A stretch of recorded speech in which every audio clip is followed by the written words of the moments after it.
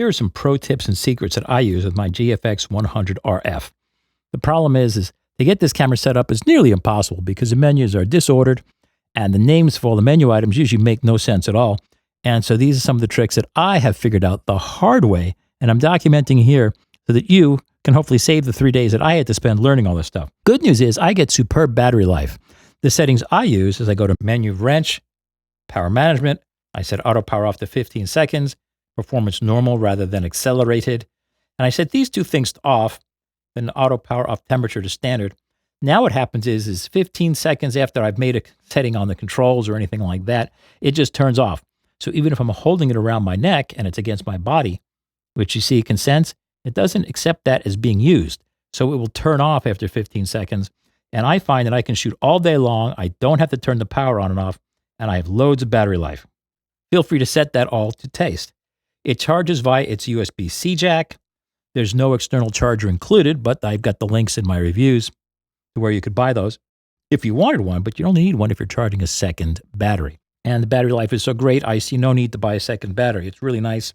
I was not expecting it to run as long as it does on a charger, but I've never been able to run it down in a day, which is very impressive, seeing how many pixels it has to process. You can power it by USB-C. However, it won't charge the battery at the same time, so I'm not sure of the purpose of that. While you're charging, this green LED comes on, and it goes off when it's done. If it blinks, there's a problem. It charges it up to 10 watts from any USB-C source, and more good news is it'll charge from an old-fashioned USB-A source if you have the right kind of cable. That only charges at 4 watts, but again, if it charges overnight, big deal. So instead of taking an hour and a half, maybe it'll take 3 hours. You're going to hopefully sleep at least that much. Great news is it takes regular, good old-fashioned SD cards. You don't have to go buy this expensive $300 cards. It takes these. It takes them, as far as I know, in any size or speed rating you want, and it's great. The problem is, call me crazy, but slot 1, this is not slot 1. That's slot 1. That's slot 2. I think that's completely unacceptable. I mean, who made that mistake? Get that rectified. No need for any exotic cards. Bad is that if you set it to back up to record the same thing to both cards for every shot as I do, if one of those cards is either broken or dead or defective or not present or full, the whole camera shuts down and won't shoot. You'll just get a memo saying no media in one card slot. To me, that's not what backup means. Backup means you can keep shooting regardless of what happens. And so the last thing it should do is shut you down when one of the two cards is full. It should keep rolling, but they didn't ask me on this. I don't use the hipster strap that this comes with. It comes with a rope-style hipster strap. I use a genuine Leica strap, which is better made, easier to use, more comfortable. It comes on and off instantly. No matter what goes wrong with it, it will not drop your camera. It's not like it has a couple thousand different seams on it, any one of which that falls off, or plastic lugs. It's all stainless steel or whatever. So take a look at KenRockwell.com or the links in this review where you can find out where to get that strap. Caps, filter, and hood. I showed this in my review, but look at all this. Fuji includes all this for free with the camera, which is really kind of nice of them, because every other camera that they make and others make, they charge extra for the cockamamie adapters you need. So I think that's a really classy thing on Fuji's part. It comes shipped. There's a little trim ring here that you take off. You wouldn't want to shoot the camera that way, because if you do, the lens is completely unprotected. So you take this adapter ring, which is keyed, and you take the filter, which they include the filter. This is a $75 filter. It's very kind of them. These lugs go into holes there, so it only goes on one way. Let's see if we can do this. I'm trying to do this on camera without destroying my lens. Be careful not to poke those lugs into the glass of your lens, because you could take out your lens that way. This is all solid alloy. That goes on like that. This is plastic here, but the rest of the hood's solid alloy. Match it up. Done. And this is how I carry my camera. I don't even bother using the extra cap they include, which slaps over this, because I don't need it. The filter protects it. Menus, I won't get into how much I hate the menu system, but one trick is, when you're done setting something, usually it doesn't take unless you hit display back, this button here. If you hit this button, it goes back to the menu before and doesn't save your setting. You have to hit display or back to get to the playback menu. You notice if I hit menu here, there's no playback menu. Good luck, Charlie. To get to the playback menu, you have to actually play an image, hit play. There we go. And now when you hit menu, the only option you have is either the wrench or the play menu. Super well hidden. I guess I don't want anybody other than a professional full-time using this. Assigning the dial and button functions is actually fairly easy. You can go to menu, wrench, button, dial setup. You all knew that. Here we go. Menu, wrench. Here we go. Give you guys your money worth. You can get all these things. But another clever way to get to some of the settings very easily is if you hold the display button for several seconds, here's how you can set the buttons. Did you catch that? Hold display. Here's the menu to set up most of the buttons. These are the front lever functions. When I press this lever one way or the other, it gives me a function. And there are also settings, if I hold that lever for several seconds, then it'll give me another one. To set what the rear nubbin does, hold it in. Cool, huh? Oh, Fuji calls it the focus lever. This thing isn't the lever, it's a nubbin, but, so the translation is lost. To do what the rear command dial is supposed to set, hold it in, and now you can set, for instance, the focus modes, and you control what the function of this dial is in some other menus. To set the ISO, yes, there's a dedicated dial, but it doesn't include all the automatic settings. It only includes one, and it does not include the extra high and extra low settings. So I choose to leave the ISO set to C, meaning the camera controls it. And now, this front control ring, which is the knurled control ring here, you see now it's setting ISO. Otherwise, there's no menu marked ISO. There are menus marked automatic ISO settings, which are just some of the specifics for the 3 automatic ISO settings. You use that front command dial to set your ISO, unless you've programmed it otherwise. But there's no other direct menu setting. And honestly, that had me using profanities for about a day until I figured out how to get that to work. So good luck. To get to the extended ISOs, now that I showed you how to set them, you can't get to them unless you're in the mechanical shutter mode. If you are in the electronic shutter mode, or even the very good and useful mechanical plus electronic option, it locks you into only ISO 80 to ISO 12,800. To set the shutter types, that's fairly easy to find. You go to Menu, Camera, and Shutter Type. To set exposure modes, this is one of the greatest things about this camera. There's no program, aperture preferred, shutter preferred dial. We don't need no stinking dial. We've got these. It's the same way Contacts, I think, originally innovated. There's an A setting on the aperture ring. There's an A setting on the shutter speed dial. When you set them both to A for automatic, well, what does that mean, class? Okay, hand up. Good. Program mode. Excellent. It sets them both automatically. If you want to set a fixed aperture priority, here you go. F8 and B there. Now that's aperture priority mode. It's as simple as that without even taking your eye from the viewfinder. Just move this dial, boom, F8 and B there. If you want shutter priority, you want to make sure everything shoots at, say, 1,000th of a second for fill flash or sports, do what I just did when you didn't even notice it. Just you choose the shutter speed, it'll choose the aperture. If you want a full manual, I think you know the answer to that. Just set them manually. Couldn't be simpler. I wish every camera worked this way. To get the full range of shutter speeds, you need to set it to time, and then we use the rear dial to set what it does. So now in time, it goes out to a full hour, 60 minutes, but you have to use the rear control and set this to time. That's also how you can get to a 16,000th in the electronic shutter mode, and how you get to all the third of a stop settings in the regular standard range of shutter speeds. One curiosity is, at the longest shutter speeds, it only goes, say, 15 minutes, 30 minutes, 60 minutes. You don't get the third of a stops. Sorry, I didn't design the camera, but that's the way it is. The mechanical shutter only goes up to a 2,000th of a second at all apertures, regardless of where you set this. The reason for that is it's a leaf shutter. It's a leaf shutter. It goes, or that lens, it can only move so fast, it can't cover the entire diameter of the lens in a 4,000th of a second. You need to give it a whole whopping 2,000th of a second. If you want to shoot at a 4,000th, you need to be at f8 or smaller. Or use the electronic shutter. I already showed you how to set the shutter type. There's also a limitation, even in bulb mode, you can't go more than an hour. So if you're stuck out there trying to make star trails, all you're going to do is get an hour. Color histograms. I have a thing about color histograms. You see, the monochrome or luminance histogram or combined histogram doesn't show you anything useful for a color image, because usually the reds are stronger with most of the things I shoot, meaning the red channel is going to blow out before the other channels. So you need a color histogram with red and green and blue to see what you're doing. You can get that. What you do is you program one of your buttons by holding display, then choose your button, and you'll notice I happen to choose this one too, histogram. And what that means is that was this FN1 button, which is not marked and it's by your shutter. What that means is now that I'm composing, press that. Beautiful.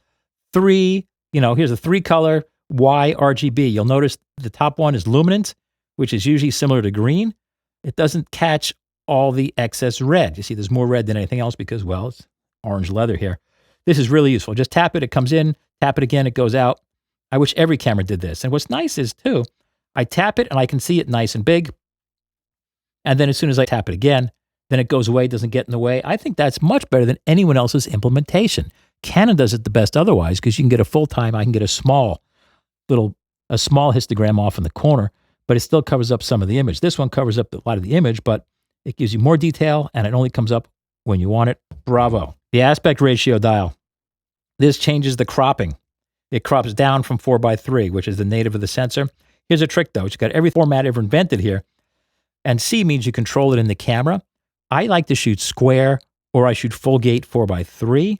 So I set the C mode in the camera menu system or with the dials to square 1:1. And this way I can get back and forth between my two favorites, 4:3 and square, just by doing that with one click. Otherwise, the square is someplace like halfway around the dial, which is rather confusing.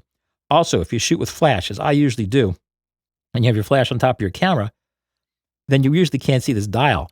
I would normally get all bent out of shape about that, but I don't, because as you're turning this dial, it's indicated right in your finder. See? It's a beautiful thing. So no points off for that. The digital zoom and teleconverter, as I said, is this little nipple right here. Zooms in, zooms out. And what it does is the way I would suggest that it do it, which is it simply crops the image and saves that. It doesn't try to interpolate it up to the full resolution you set, because all that does is waste bits. I like the way that they've implemented this. Also, something else they do is even if you have the camera set to medium or small image sizes, once you zoom in a little bit with this, it records it only in the largest possible size. The focus mode lever is so simple, you probably didn't even notice it was here. Single autofocus, S, means it focuses once, locks in, and just holds that. C is continuous. I find the autofocus on this is pretty pokey. The camera doesn't seem very comfortable trying to track. It's just not happy. It's not designed for fast autofocus. So I don't use that, but use that if you want, or just plain manual. Easy peasy. I knocked this by accident quite a lot when I first got my camera, but when I got used to where it's located, no problems. Film simulations, I don't use them. I leave it in standard. I set my color saturation to +4 and my sharpening to +4 just because I can. That gives me the best look that I like. Of course, this is an art, so whatever you want to go with, go with. Just know that the film simulations, they're not even simulations. They're bad simulations of bad scans of film, so they look pretty crummy. I talked to their designers. They did make the mistake of just taking some scans from Velvia and so forth and trying to match that on their screens to what they got out of the camera. Wrong. They should have tried to match it to a live 8x10 transparency on a light box. That would have been marvelous. They would have pulled that off. And the sad thing is, they still haven't mastered that. I hope they can get that to happen, but I wouldn't hold my breath. Also, if you go to my full written guide at kenrockwell.com, I've also got a link over to actual samples of what all the different film simulations look like. There's also an option for what's called color chrome effect. That's an effect that's added on top of whatever film simulation you might try.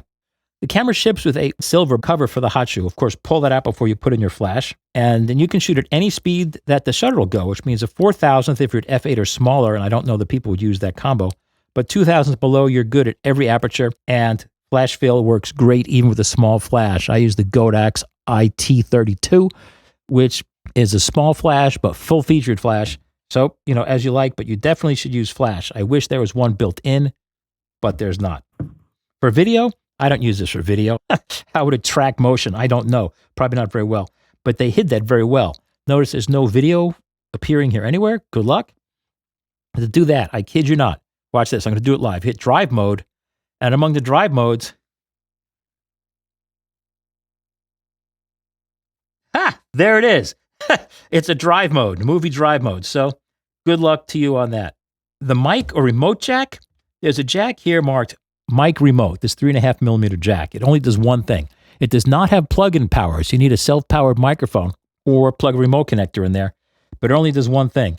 Someplace in the menus, there's a mic remote release selector, which you use to assign the function of that jack. I found it before, but I never found that menu option again.